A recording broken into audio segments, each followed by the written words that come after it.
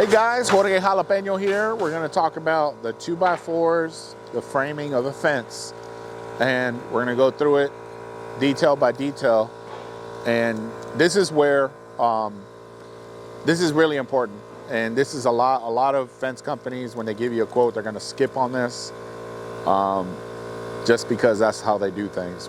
We at Jalapeno Fence Co., we are a specialty fence company, and we're going to treat you special. And you're going to see the huge difference between us and them. So here is some education. And it's hard to argue with this because we've been doing this for about 20-something years. And here is the basic, what you can call the skeletal system of the fence, right? So in the skeletal system of the fence, there's two things we use.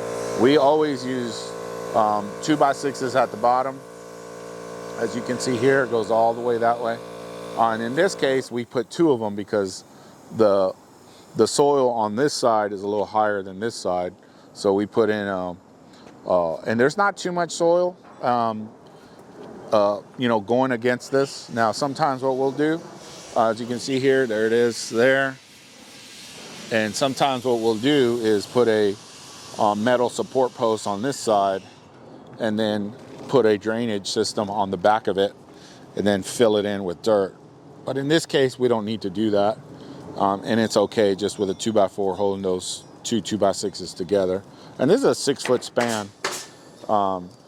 So these are 8 foot on center, or I'm sorry, 6 foot on center, and 3 feet deep posts. And we're using 11 gauge posts. Let me show you the thickness of an 11 gauge post here. 13 gauge, I'm sorry. Oh, that's a 13 gauge post right there, as you can see. Nice and thick. This is heavy duty stuff. Just a really good thing there. A good post, galvanized.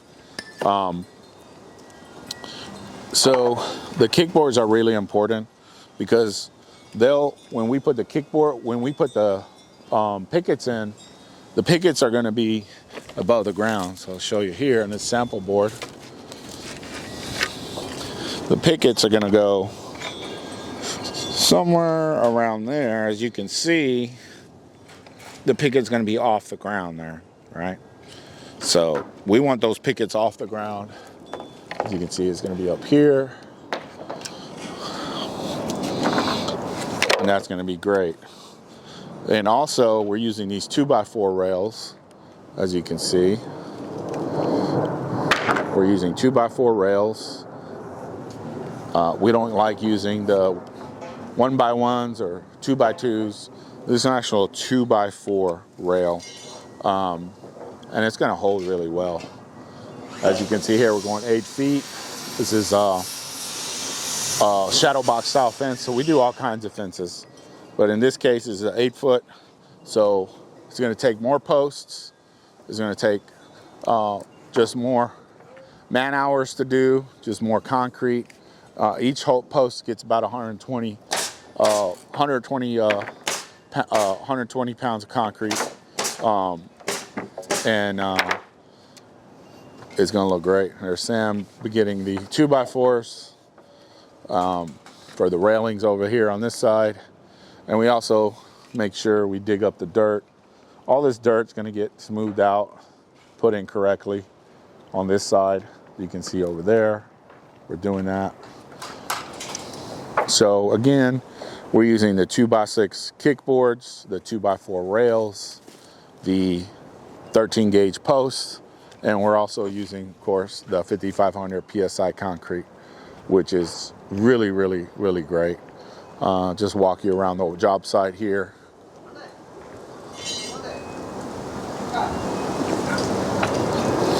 And as you know, we call A11 dig to mark these utility lines.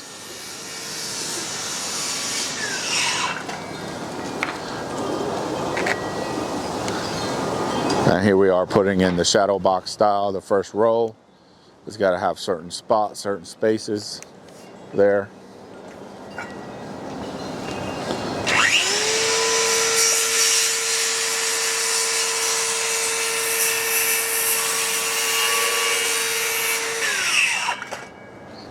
And yeah, there he goes. There's the space for the shadow box style. It's a really cool way to build a fence. As you can see, the transition of the 2x6s down here that come down to 2. So we transition from 1 to 2 this way. Just looks really good.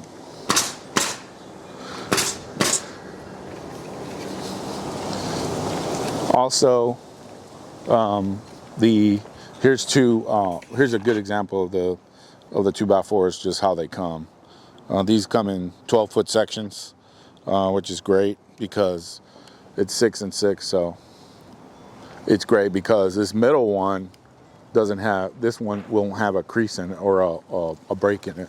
So this one goes all the way, and that's what makes a really solid fence. So that's your little class on. That's your quick class on 2x4s and 2x6s and how we do it. And if you need a quote, let us know.